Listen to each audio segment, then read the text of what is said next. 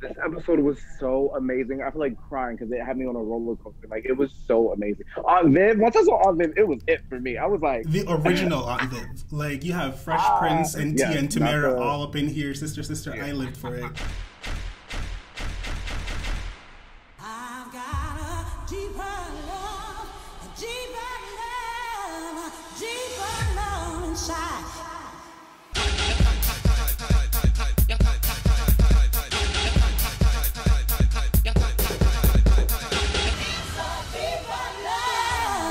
Deeper love inside.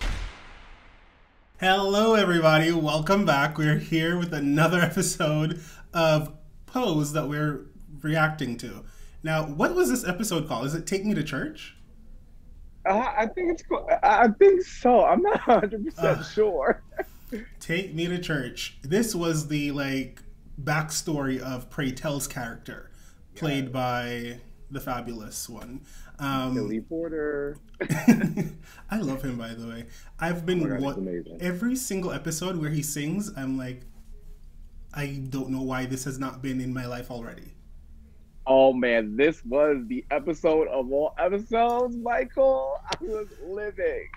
I mean, everyone online is saying that this is one of the best episodes of the show, period. Like, we thought last week with Elektra's backstory was amazing. This week, it was even beyond. And I kind of felt like it should have been a two-parter thing. This whole thing could have been a whole movie, to be honest. This storyline I could have been a done with whole that. movie on its own, in my opinion. Yes, I could have done with that. Oh my God, that would have been amazing. Just the way they told the story from opening to the way it ended. Just, I went on an emotional roller coaster this episode. And y'all remember last week I was saying, I don't know if I said it on the thing, but I was just telling you personally, I'm like, I need some good old Negro spiritual church singing to happen ASAP because that's what my spirit needs. And I Michael, felt like I was living. Living. everything. And we know Billy Living. Porter can blow. Like, he's a singer. Like, he's been on Broadway for years, all that good stuff. So, you want to take us through it? Opening scene, like, what were your thoughts? Yes. P.S. Just so y'all know, sorry. I am going to be leaning on Danny this episode to give me a lot of the tea because I'm here in Canada and they are doing the most, and it's like I'm not able to watch the full episode yet, so I've been seeing bits and pieces. So Danny's the one that's going to bring it all together for me. Yes. So, Michael, let me talk about the opening scene, which was kind of nuts. So basically, it opens up in a dark room with Pray Tell, right? First, I was scared, but then, the music started playing, and it was very like gospel, old school gospel, and then I noticed a lot of the songs were like having to do with home, and it almost was like a precursor to him going back home. It's like, oh, this is what's going to happen. I love that cinematic angle that they used. yeah, it was amazing, and like they zoomed in on him, and he wakes up, and then he checks on himself, and then he has a lump on his shoulder, and as we all know, Pray Tell has AIDS, but come to find out, he goes to the doctor to check out what the lump is, and he has cancer now. Yeah, I mean, unfortunately, it happens. It's like it goes hand in hand with symptoms of AIDS patients. I think they told him he has 6 months to live, or just a few months to live. Yeah, they told him specifically that he has 6 months to live, but also the doctor was like, if we do chemo, you're gonna die. You know what I'm saying? Because your body's not going to be able to hold up with the chemotherapy, which is kind of like a breaks my heart, but at the same time, I kind of told y'all so that Pray Tell was going to die. Listen, I am still holding firm to my belief that he's going to live longer than... I don't even... It's so weird when I talk about it, but it's an opinion and whatever. I feel like it's too on the nose for them to say you have 6 months to live and then he just dies in 6 months and then the show carries on. I feel like to make it more interesting of a storyline, he would beat it, because doctors tell you all the time you have this amount of time to live and then you live far beyond that. So I'm gonna hold on to my bet. We'll see. But yeah, that is true. So literally right after that, he's basically telling Blanca and the other nurse that he wants to go back home and forgive the people, that done him wrong. So he's now looking to seek forgiveness from these people.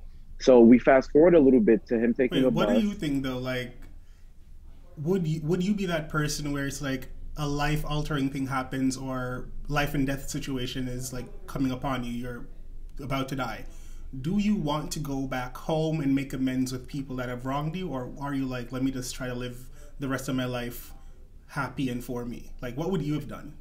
That's a good question. I didn't even think about that until now, actually, till you said it. I probably, well, what do I think about it? It's like, what I would have done, honestly, if I was in Praytel's shoes, yeah, I would have went home.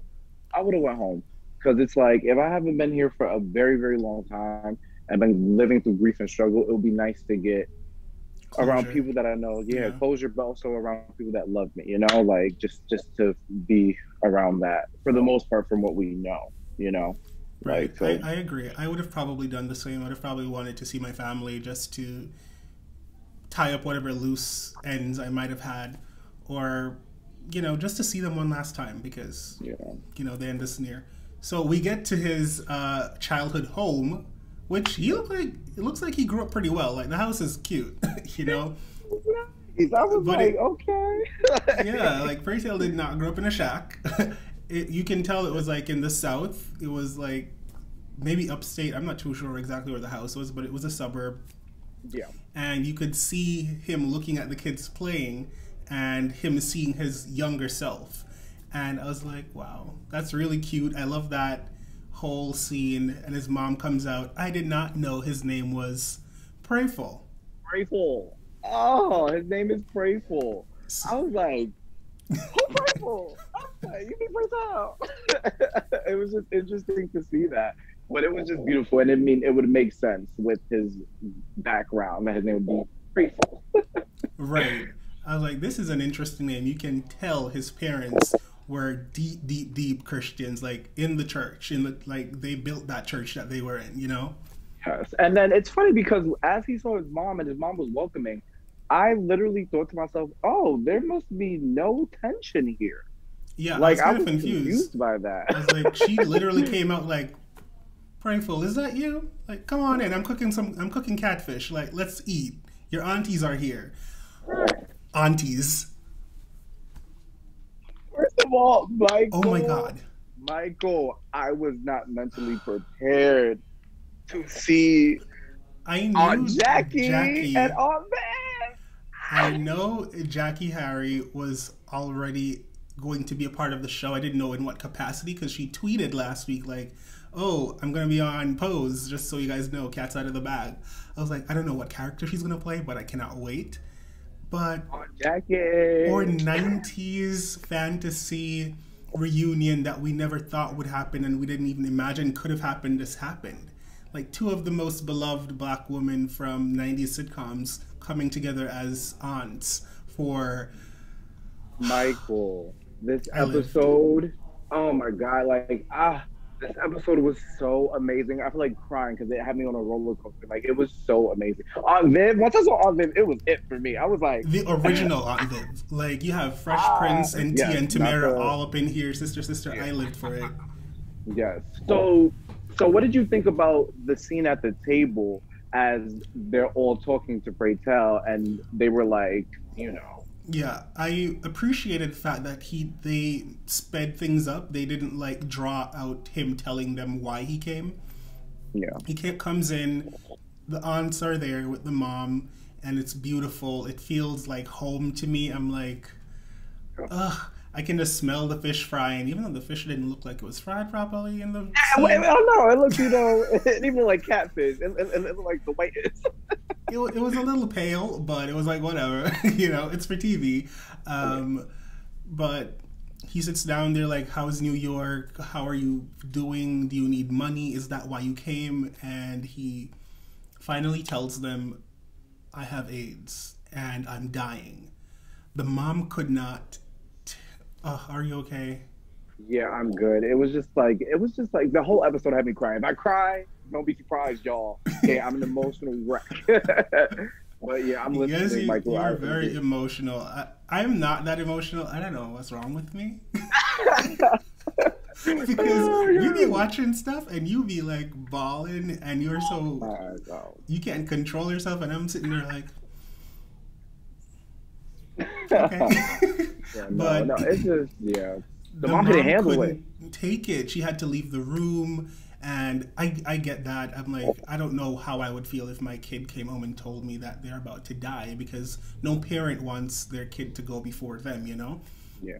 And the aunts are there. Aunt Viv's character is very into the church, very God fearing, Yes. and very like, let's pray about it. So the And first thing yeah. she does when she hears the news is she starts like praying for his soul and, oh Lord Jesus, so all of that. While you have Aunt Jackie's character, it's more of the world. She has been divorced before. She was shunned by the church and all of that. Because And of her she's like, divorce, right. right. So she's like telling the other aunt, shut up. We don't need you and you're hooping and I hollering love right this now. Aunt Jackie. I lived for it. They're like, I don't need your hooping and hollering right now. Like, stop the noise. This is not the time to be like, God save his soul, this, that, and the third. This is a time where you love on him and let him know that we're here for him. And, you know, kind of repent for how we treated him Exactly. back in the day. Like, we didn't stand up for him, and now he's going through this, and he doesn't need to feel more alone.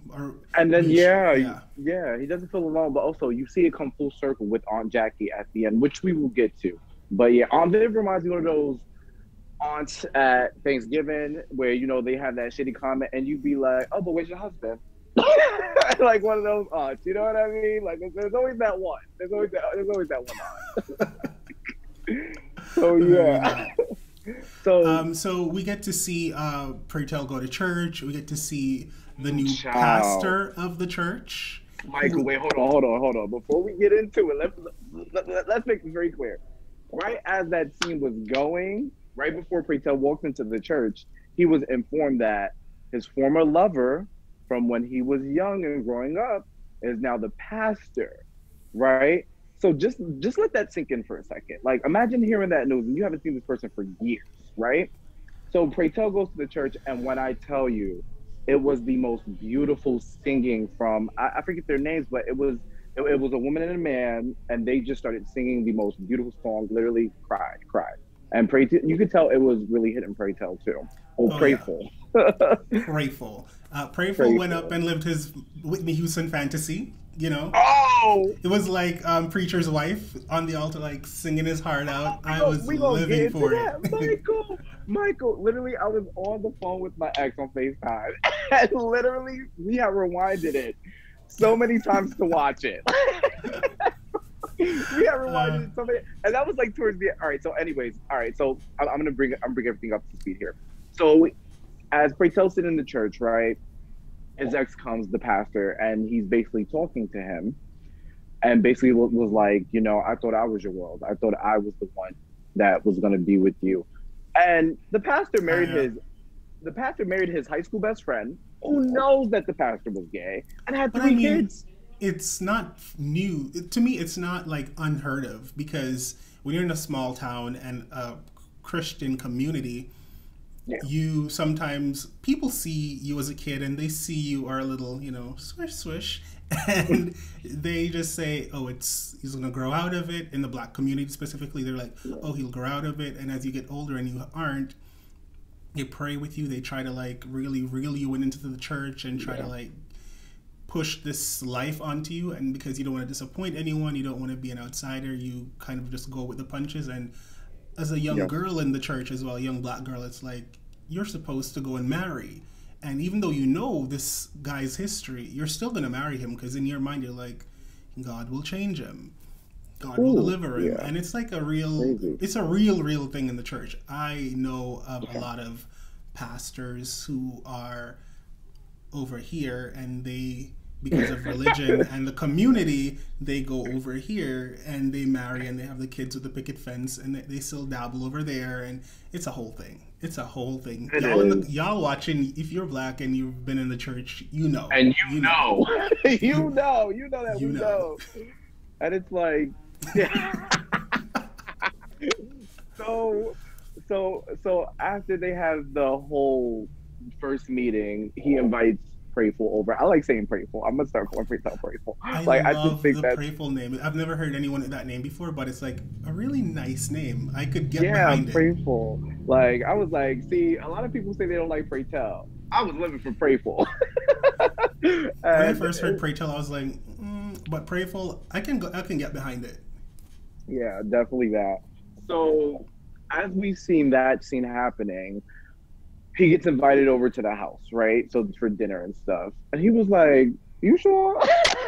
He was like, you sure? You want me to come over to that?" And I I was mean, like, hey, would you have gone? honestly, I would have been like, hell to the no.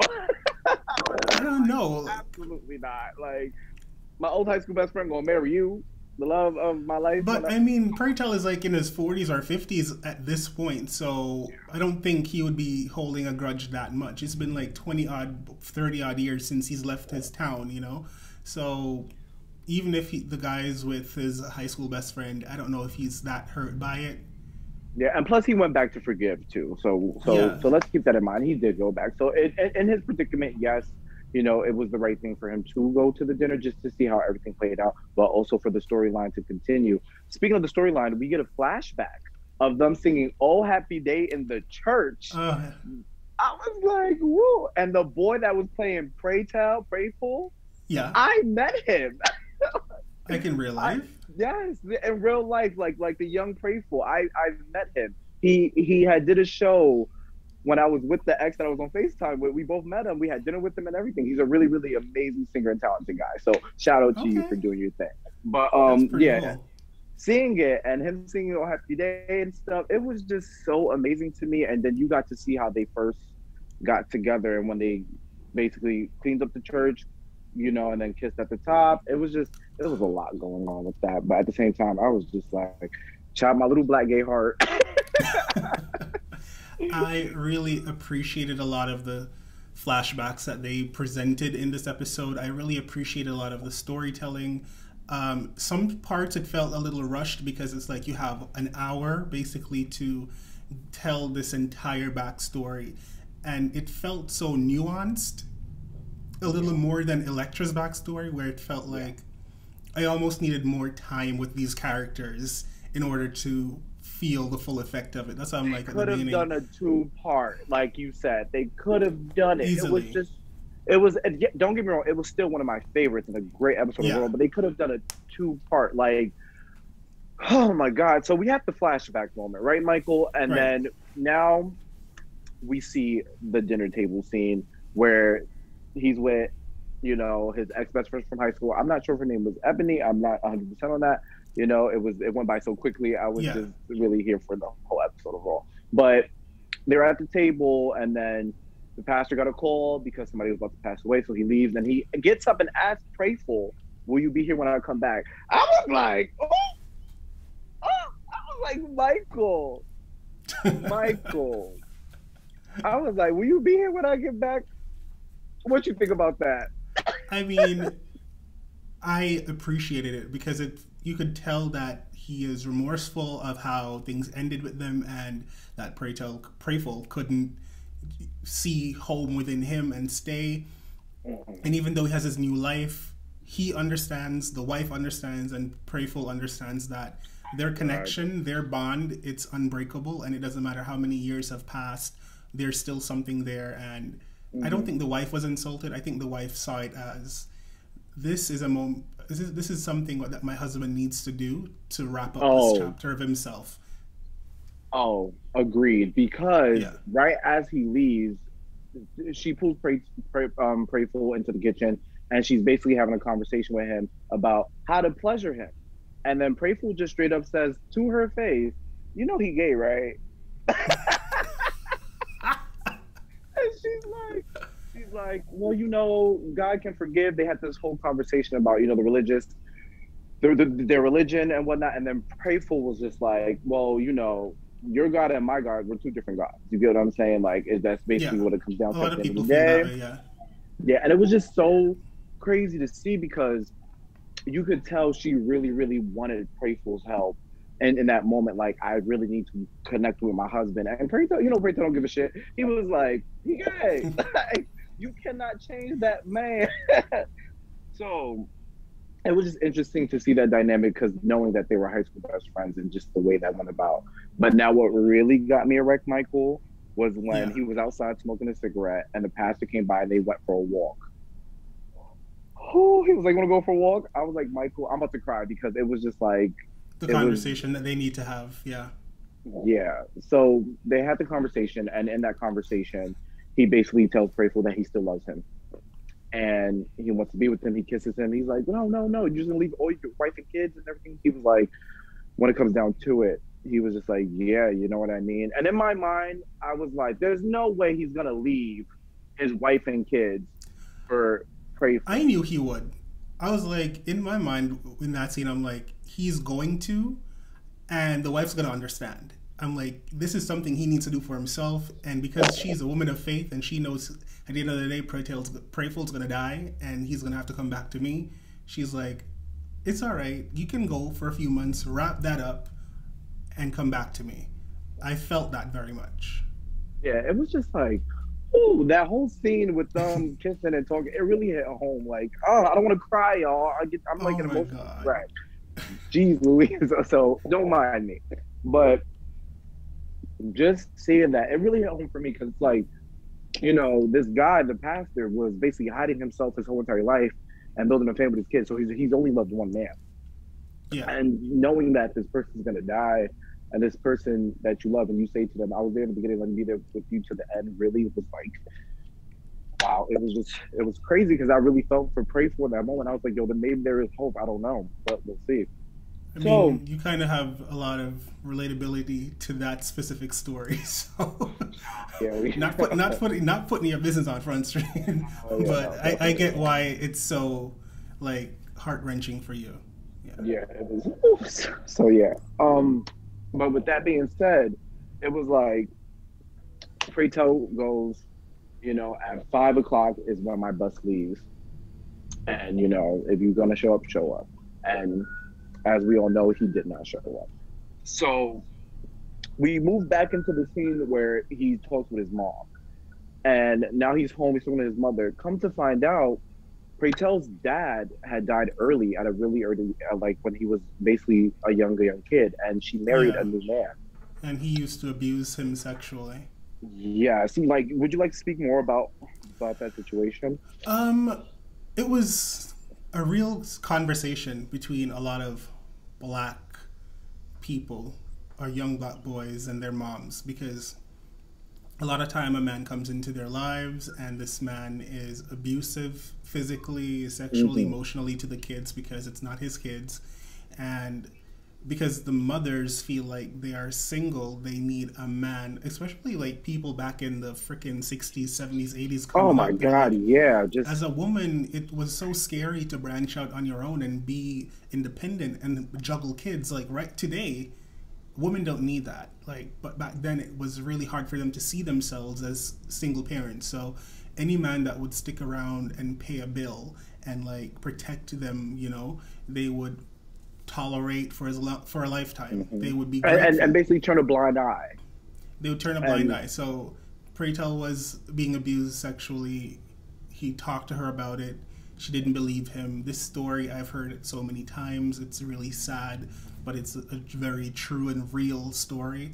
So I appreciated that element of Praytel's life, because it kind of gives you a window into why he's so hard, why he has this exterior where he's full of shade. I mean, his aunts are very shady. Oh my God. I love you see so many things in his life that kind of makes you understand why his character is the way he is. And I love that window into it. Yes. So it was everything. It was everything. And I love how they got to sit down and hug each other and basically, just forgive each other. It was like, it was just so beautiful to see. And it just, everything in this episode touched home for me. So, she forgave him. He forgave her. He forgave her.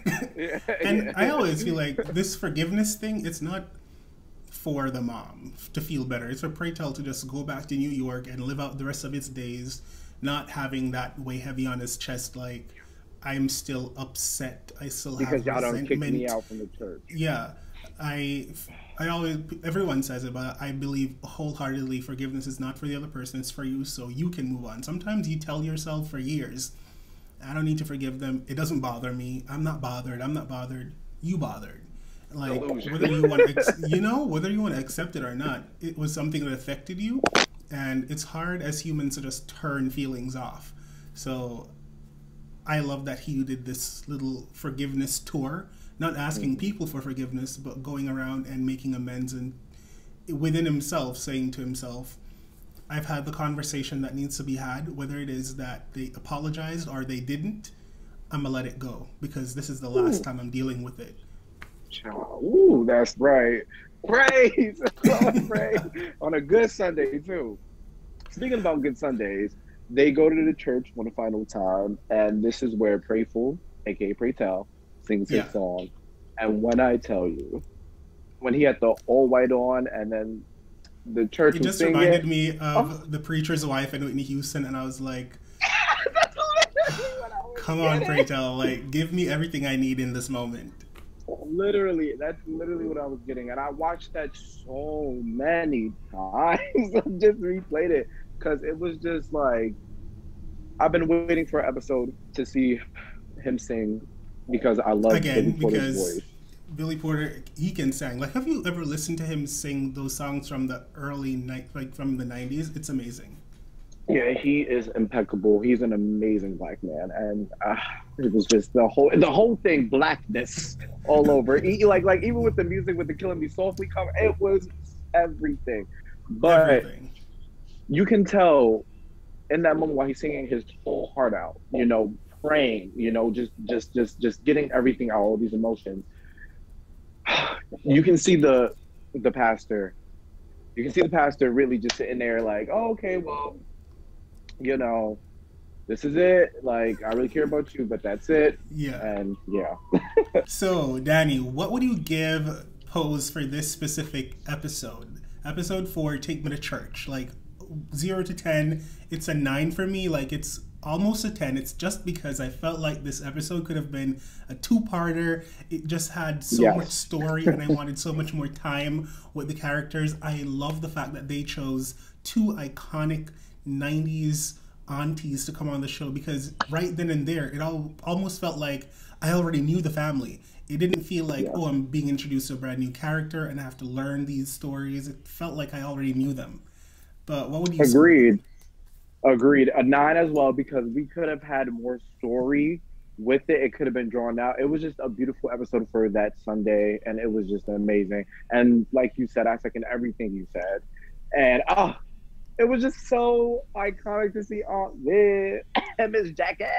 Oh my God. It warms my little like me heart. So bless your heart.